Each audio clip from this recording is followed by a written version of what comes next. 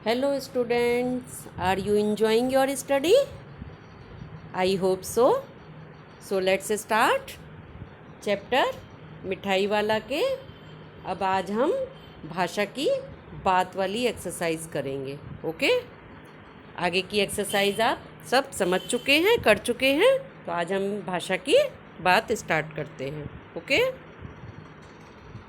भाषा की बात में जो पहली एक्सरसाइज है उसमें क्या दिया है कि ऊपर वाला का प्रयोग है। जो शब्द दो दिए हैं, मिठाई वाला और बोलने वाली गुड़िया, तो उसमें वाला शब्द का प्रयोग हुआ है। हम लोग भी कहते हैं ना, कोई भी जो भी जिस तरीके का काम करता है उसके लिए बोला जाता है कि ये मिठाई बेचने वाला या खिलौने बेचने वाला है। इसी तरीके से सबको कहा जाता है। और बोलने वाली गुड़िया, चलने वाला, रिमोट से चलने वाला खिलौना, इस तरीके के बहुत से शब्द होते हैं। तो उनमें जिनमें वाला या वाली शब्द का प्रयोग होता है।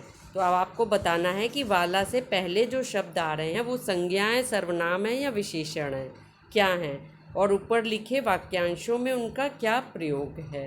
तो जैसे कि मिठाई वाला है, तो मिठाई वाला में वाला शब्द किसके से पहले आने वाला?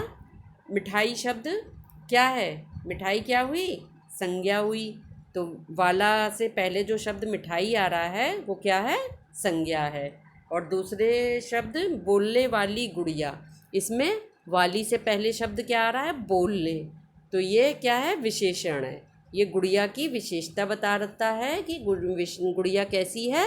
बोलने वाली है। तो ये वाली शब्द से पहले जो बोलने आ रहा है ये क्या हो गया?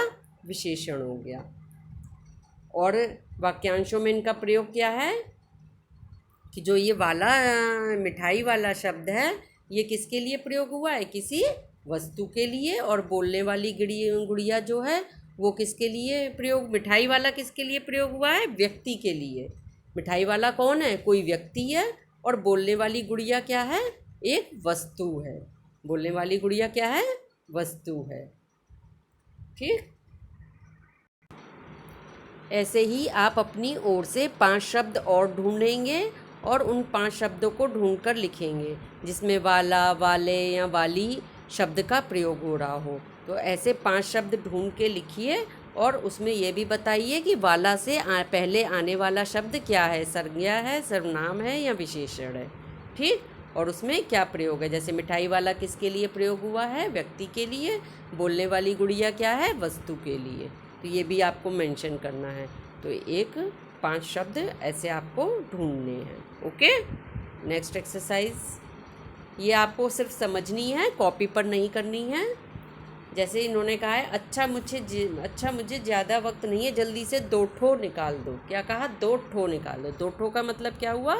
ठो यानी 2, 2 निकाल दो। जो कहते हैं ना 2 निकाल दो, तो उसके लिए उन्होंने क्या? 2 ठो निकाल दो। उपयुक्त वाक्य में ठो के प्रयोग की ओर ध्यान दीजिए।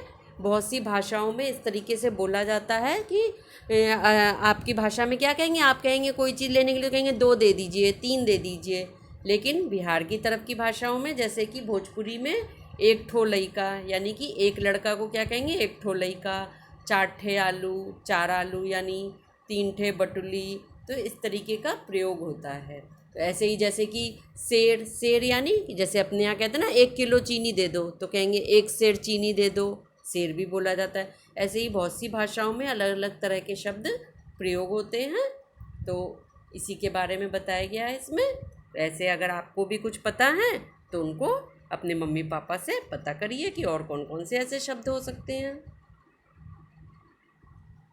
वे भी जान पड़ता है पार्क में खेलने निकल गए हैं। अब जैसे ये सेंटेंस आया है कि वे भी जान पड़ता है पार्क में खेलने निकल गए हैं। तो इसमें आपको क्या करना है? आपको ये लिखना है कि आजकल किस तरीके से इन बातों को कहा जाता है। भाषा के ये प्रयोग आजकल पढ़ने सुनने में नहीं आते, इस तरीके से बोलने में नहीं आता है ना। तो आप ये बातें अपनी ओर से कैसे कहेंगे? जैसे अगर आपको कहना है वे भी जान पड़ता है पार्क में खेलने निकल गए हैं, तो आप कैसे कहेंगे कि वे भी लगता है कि पार्क में खेलने निकल गए। जान पड़ता है नहीं कहेंगे, कहेंगे वे भी लगता है पार्क में खेलने निकल गए। जैसे सेकंड है, क्यों भाई किस तरह देते हो मुरली? तो जब आप कोई चीज़ किसी से ख़रीदते हो, टॉफ़ी बिस्किट, तो क्या ऐसे कहते हो? को क्यों भाई किस तरह देते हो मुरली? आप कैसे कहोगे? क्यों भैया?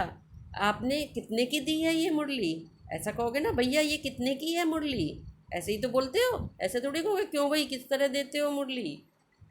तीसरा है जैसे दादी चुन्नू मुन्नू के लिए मिठाई लेनी है, तो पहले मिठाई बोला जाता था, आज क्या बोलते हैं उसके लिए, टॉफ़ी। दादी चुन्नू मुन्नू के लिए टॉफ़ी लेनी है, ज़रा कमरे में चलकर ठहराओ, कमरे में चलकर ठहराओ या कमरे में चलकर पूछो कि कितने की है, ऐसा बोलेंगे।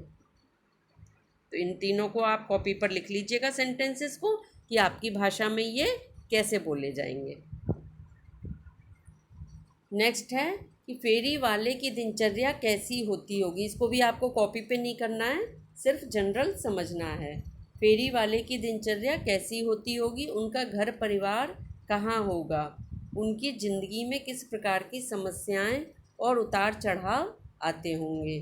फेरी वाले तो आप ये अपने किसी से भी जानकारी ले सकते हैं, अगर आप किसी फेरी वाली को जानते हैं, फेरी वालों को, या किसी से बात की है, या मम्मी पापा से पूछ के कि फेरी वालों की दिनचर्या कैसी होती होगी, उनका घर परिवार कहाँ होगा, उनकी ज़िंदगी में कैसी कैसी समस्याएं और उतार चढ़ाव आते होंगे, या जानने के लिए आप, इसमें तो दिया हुआ ही है कि क्लास के बच्चों के समूह बनाकर प्रश्न तैयार करें, पर ऐसा नहीं करना है आपको, अभी आप स्कूल में तो आ नहीं रहे हैं, ठीक, तो आपको अपने घर पर ही ये मम्मी पापा से बात करके करना है, कॉपी पर नहीं करना है, सिर्फ जानकारी हासिल करिए।